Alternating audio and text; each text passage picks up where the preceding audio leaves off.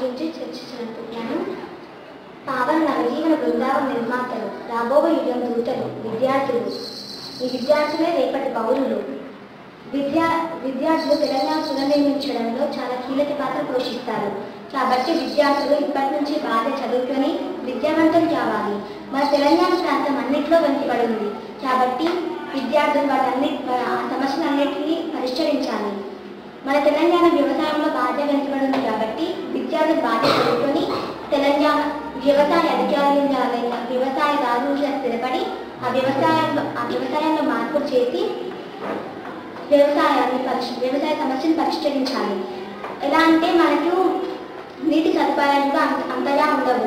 కాబట్టి మన నీటి సదుపాయాన్ని సరిగ్గా ఉపయోగించుకోవాలి. అంటే డ్రిప్ ఇరిగేషన్ లాంటి ఇంకా కొన్ని మెథడ్స్ని కనుక్కొని నీటిని సద్వినియోగం చేసుకోవాలి.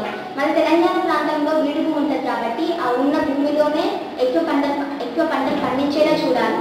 మన తెలంగాణని వ్యవసాయ పనిని అభివృద్ధి పరచాలి.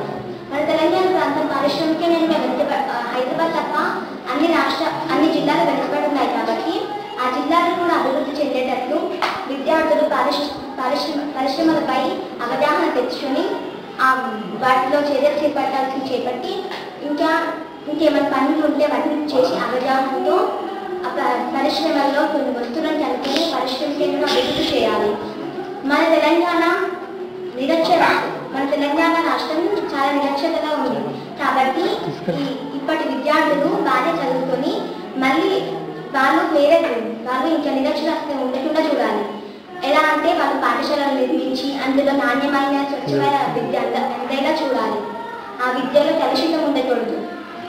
ఆ విద్యను నేర్చుకునే ఆ పిల్లలు కూడా బాగా విద్యావంతులు అయ్యేలా చూడాలి.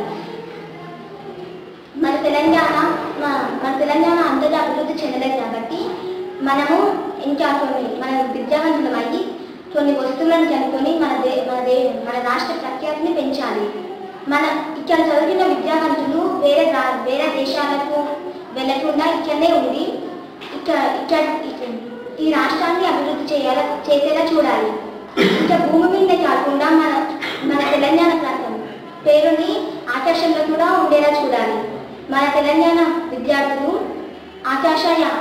అంతరిక్షయానం చేయాలి. అక్కడ మన తెలంగాణ పేరు నిలబెట్టాలి. విద్యార్థులు ఇంకా అన్ని రంగాల్లో అభివృద్ధి చెందాలి. అప్పుడే మన తెలంగాణ అభివృద్ధి చెందుతుంది. అప్పుడే పునర్నిర్మాణం సాధ్యమవుతుంది. కాబట్టి విద్యార్థులారా ఏకం కండి, తెలంగాణని మళ్ళీ పునర్నిర్మించండి.